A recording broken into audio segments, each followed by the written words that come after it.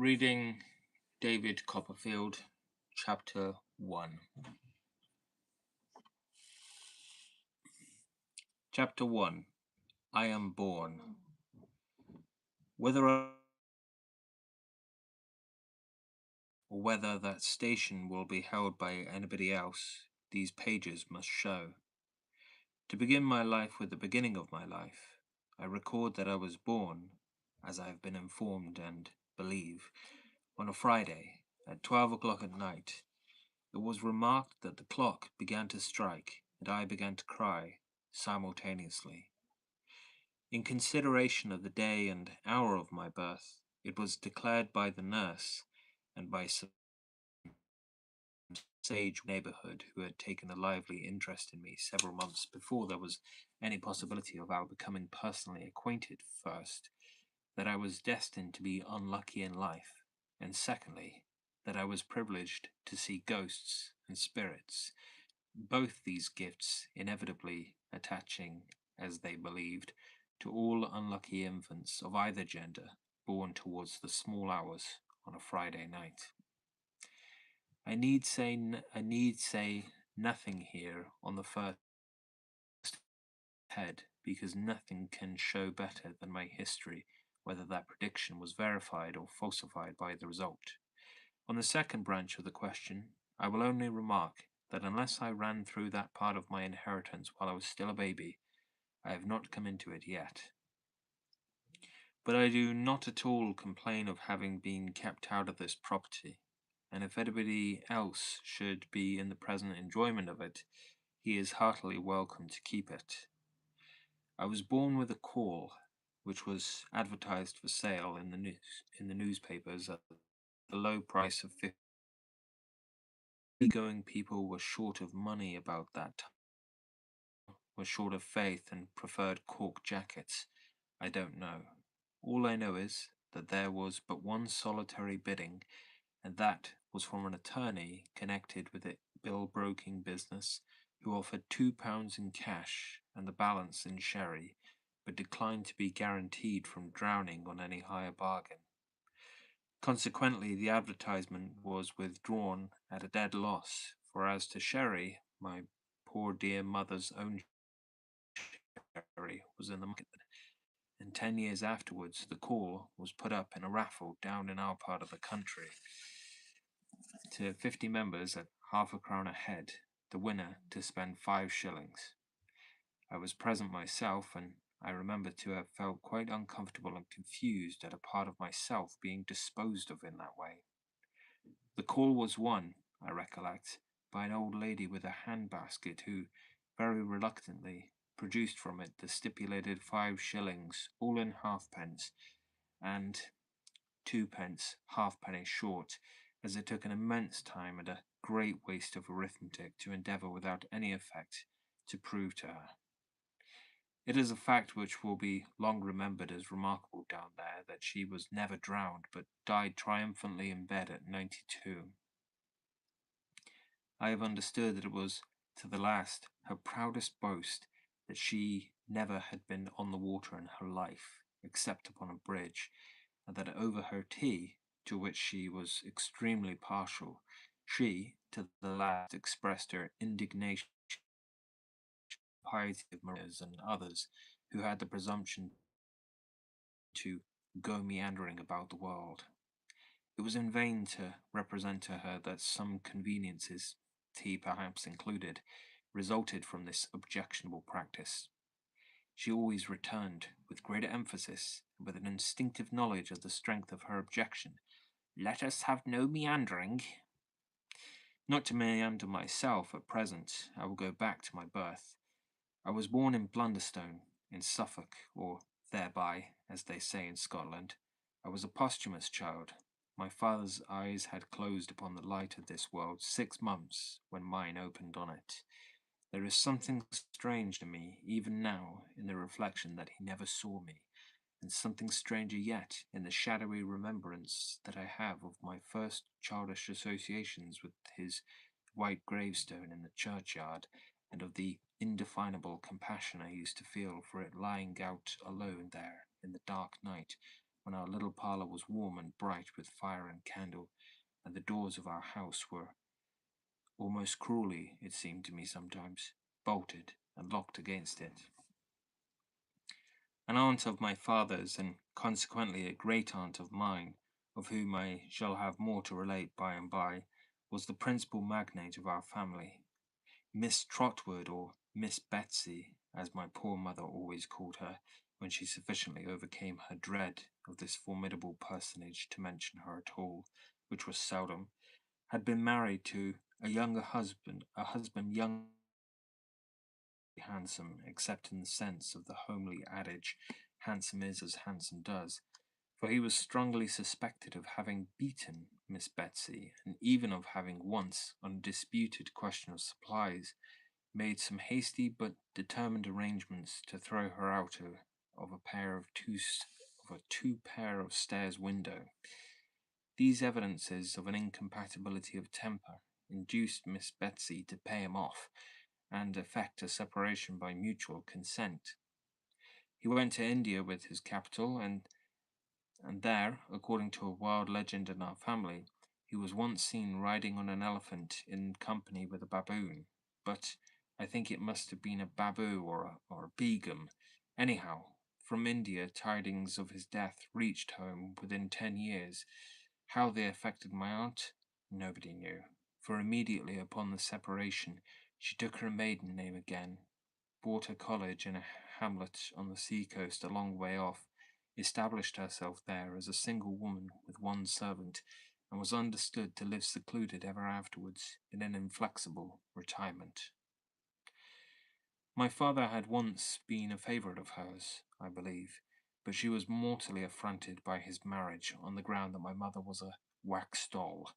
She had never seen my mother, but she knew her to be not yet 20. My father and Miss Betsy never met again. He was double my mother's age when he married, and of but a delicate constitution. He died a year afterwards, and, as I have said, 6 months before I came into the world. This was the state of matters on the afternoon of what I may be excused for calling that eventful and important Friday. I can make no claim, therefore, to have known at that time how matters stood, or to have any remembrance founded on the evidence of my own senses of what follows. My mother was sitting by the fire, but poorly in health and very low in spirits, looking at it through her tears and desponding heavily about herself and the fatherless little stranger who was already welcomed by some grocers of prophetic pins in a drawer upstairs to a world not at all excited on the subject of his arrival.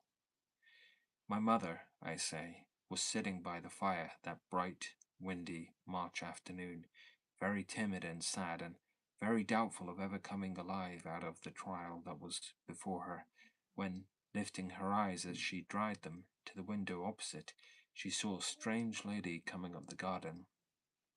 My mother had a sure foreboding at the second glance that it was Miss Betsy. The setting sun was glowing on the strange lady over the garden fence, and she came walking up to the door with a fell rigidity of figure and composure of countenance that could have belonged to nobody else. When she reached the house, she gave another proof of her identity.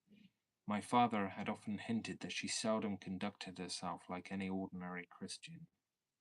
And now, instead of ringing the bell, she came and looked in at that identical window, pressing the end of her nose against the glass to that extent that my poor dear mother used to say it became perfectly flat and white in a moment.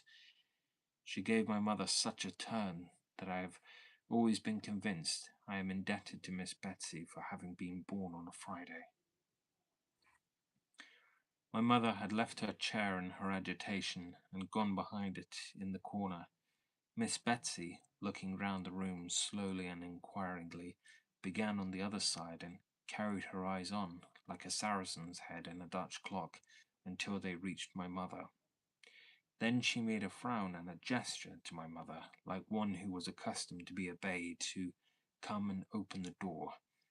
My mother went. "Mrs. David Copperfield, I think," said Miss Betsy, the emphasis referring perhaps to my mother's mourning weeds and her condition. Yes, said my mother faintly.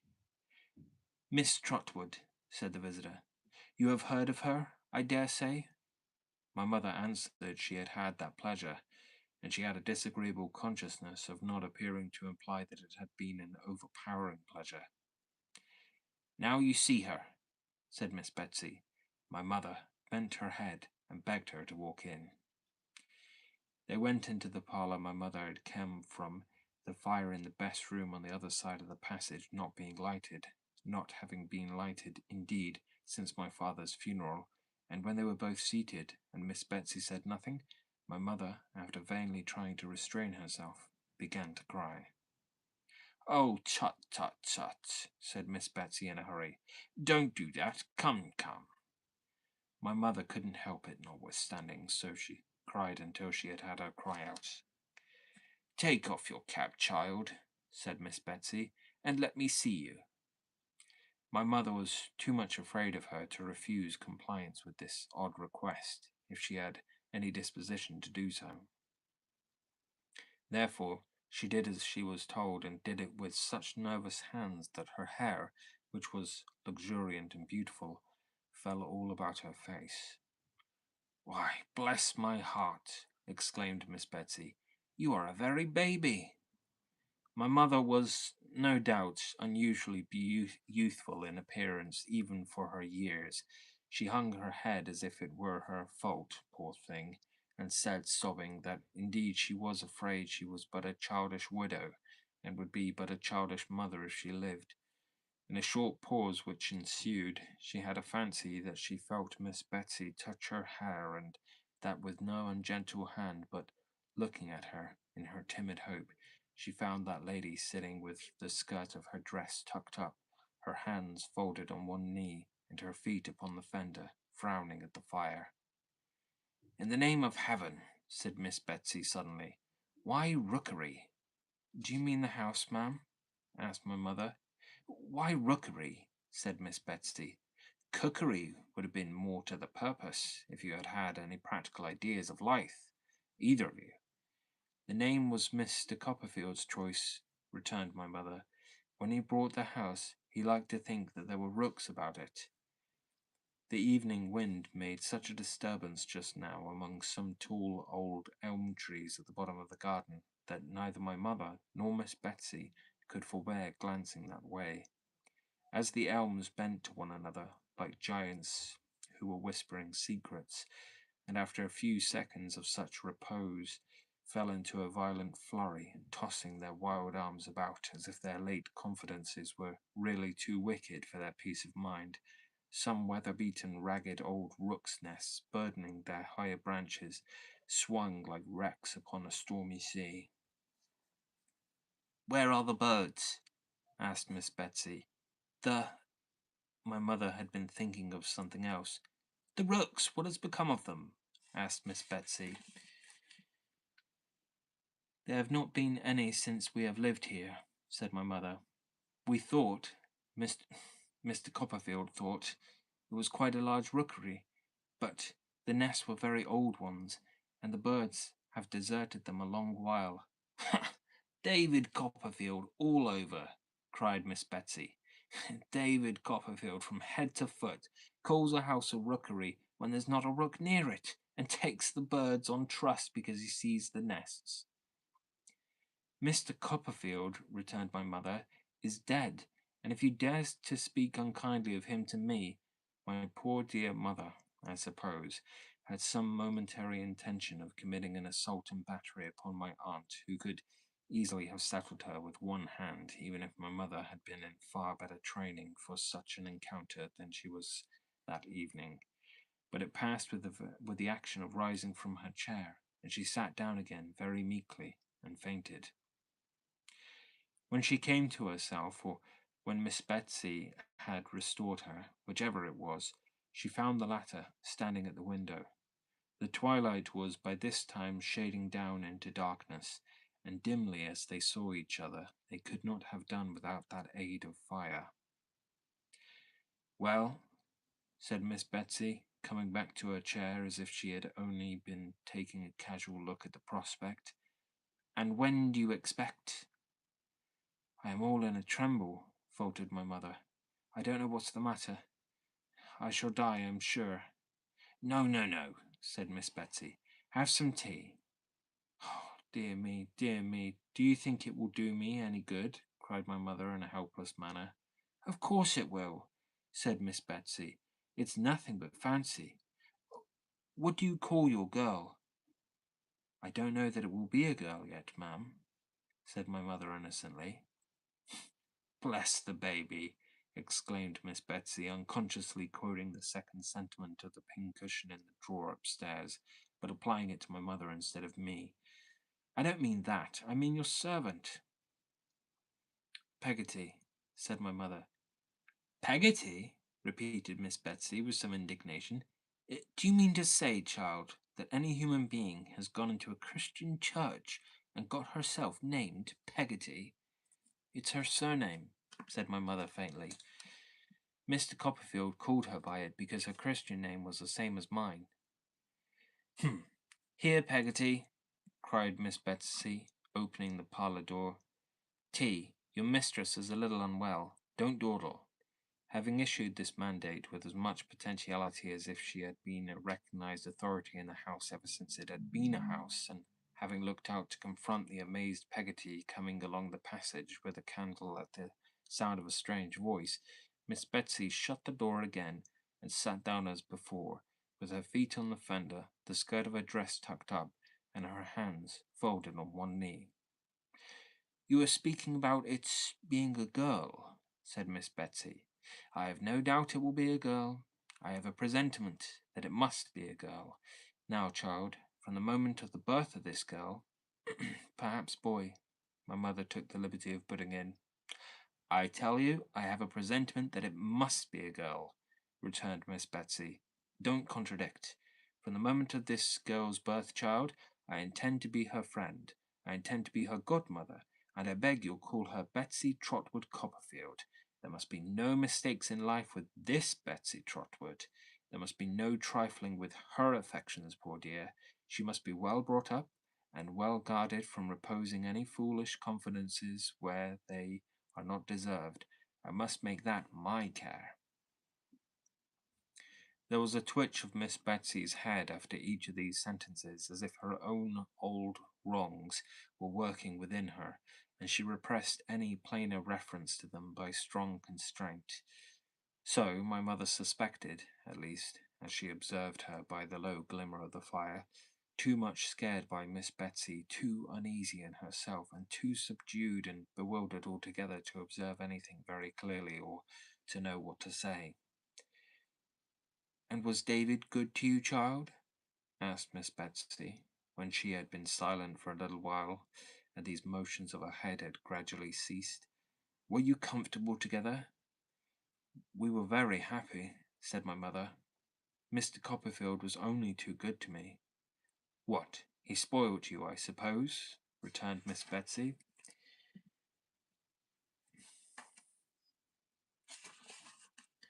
For being quite alone and dependent on myself in this rough world again, yes, I fear he did indeed, sobbed my mother.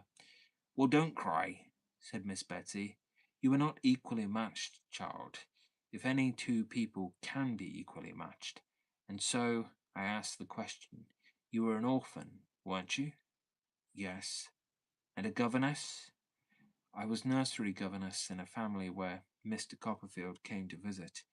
Mr. Copperfield was very kind to me and took a great deal of notice of me and paid me a good deal of attention and at last proposed to me, and I accepted him, and so we were married, said my mother simply.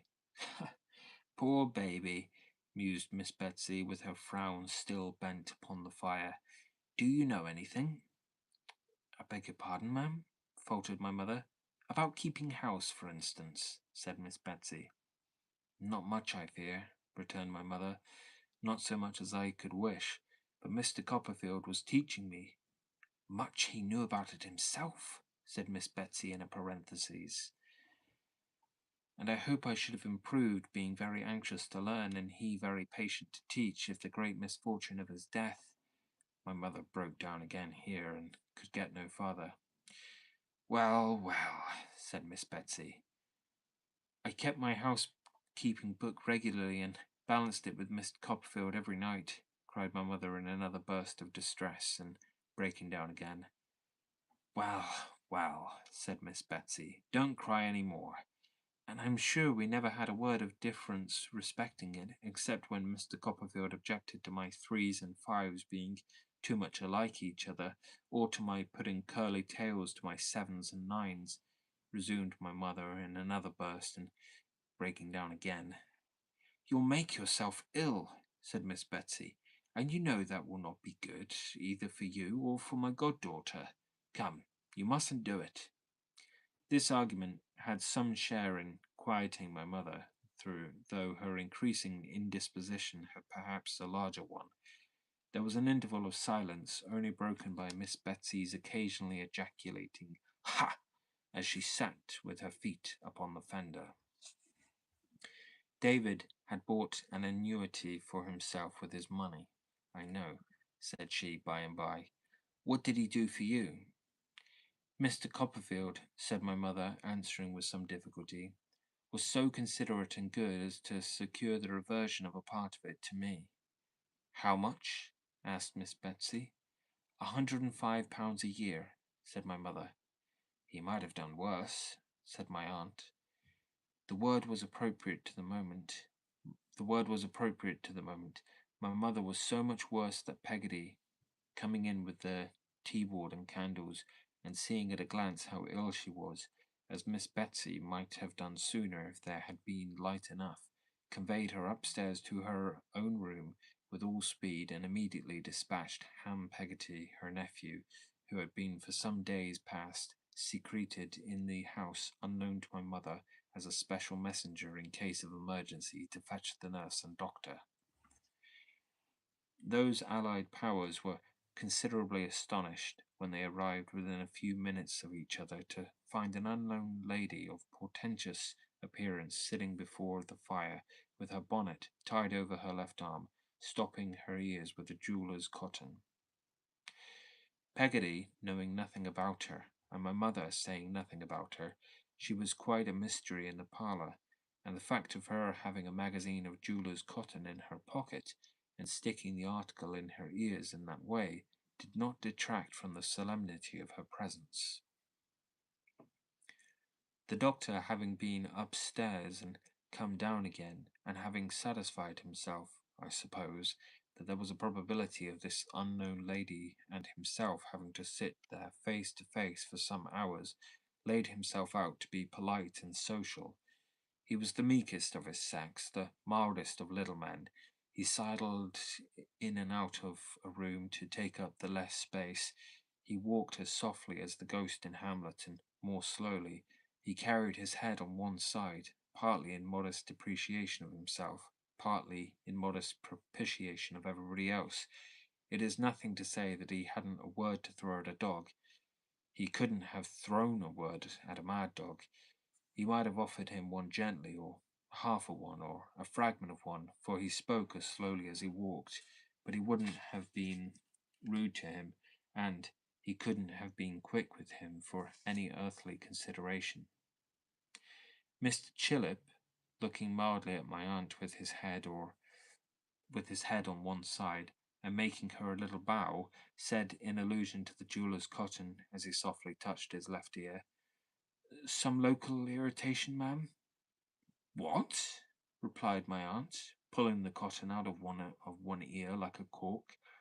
Mr. Chillip was so alarmed by her abruptness, as he told my mother afterwards, that it was a mercy he didn't lose his presence of mind, but he repeated sweetly, "Some local irritation, ma'am?" "Nonsense," replied my aunt, and corked herself again at one blow. Mr. Chillip could do nothing after this but sit and look at her feebly as she sat and looked at the fire until he was called upstairs again. After some quarter of an hour's absence, he returned.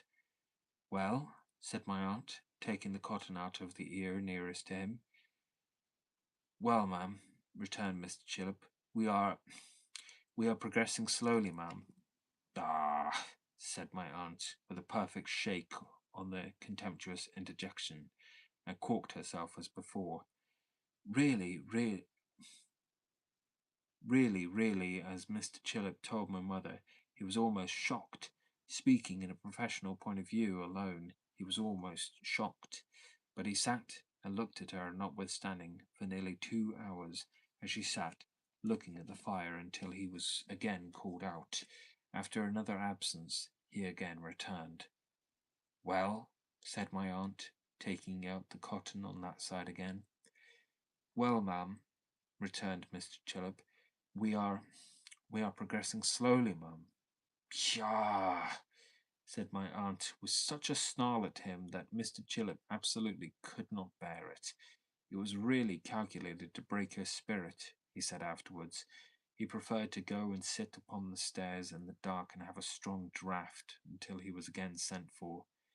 Ham Peggotty, who went to the National School and was a very dragon at his catechism, and who may therefore be regarded as a credible witness, reported next day that, happening to peep in at the parlour door an hour after this, he was instantly descried by Miss Betsy, then walking to and fro in a state of agitation, and pounced upon before he could make his escape. That there were now occasional sounds of feet and voices overhead, which he inferred the cotton did not exclude from the circumstance of his evidently being clutched by the lady as a victim on whom to expend her superabundant agitation when the sounds were loudest. That, marching him constantly up and down by the collar, if he had been taking too much as if he had been taking too much laudanum, she, at those times, shook him, rumpled his hair, made light of his linen, stopped his ears as if she confounded them with her own, and otherwise touzled and maltreated him. This was in part confirmed by his aunt, who saw him at 12:30, soon after his release, and affirmed that he was then as red as I was. The mild Mr. Chillip could not possibly bear malice at such a time, if at any time. He sidled into the parlour as soon as he was at liberty, and said to my aunt in his meekest manner, Well, ma'am, I am happy to congratulate you. What upon? Said my aunt sharply. Mr. Chillip was fluttered again by the extreme severity of my aunt's manner, so he made her a little bow and gave her a little smile to mollify her. Mercy on the man, what's he doing? Cried my aunt impatiently. Can't he speak? Be calm, my dear ma'am, said Mr. Chillip in his softest accents. There is no longer any occasion for uneasiness, ma'am. Be calm. It has since been considered almost a miracle that my aunt didn't shake him and shake what he had to say out of him. She only shook her own head at him, but in a way that made him quail. Well, ma'am, resumed Mr. Chillip as soon as he had courage, I am happy to congratulate you. All is now over, ma'am, and well over. During the 5 minutes or so that Mr. Chillip devoted to the delivery of this oration, my aunt eyed him narrowly. How is she? Said my aunt, folding her arms with her bonnet still tied on one of them. Well, ma'am, she will soon be quite comfortable, I hope, returned Mr. Chillip. Quite as comfortable as we can expect a young mother to be under these melancholy domestic circumstances. There cannot be any objection to your seeing her presently, ma'am. It may do her good. And she? How is she? Said my aunt sharply. Mr. Chillip laid his head a little more on one side and looked at my aunt like an amiable bird. The baby? The baby, said my aunt. How is she? Ma'am, returned Mr. Chillip, I apprehended you had known. It's a boy. My aunt said never a word, but took her bonnet by the strings in the manner of a sling, aimed a blow at Mr. Chillip's head with it, put it on and bent, walked out, and never came back. She vanished like a discontented fairy, or like one of those supernatural beings whom it was popularly supposed I was entitled to see, and never came back any more. No, I lay in my basket, and my mother lay in her bed, but Betsy Trotwood Copperfield was forever in the land of dreams and shadows, the tremendous region whence I had so lately travelled, and the light upon the window of our room shone out upon the earthly bourne of all such travellers, and the mound above the ashes and the dust that once was he, without whom I had never been.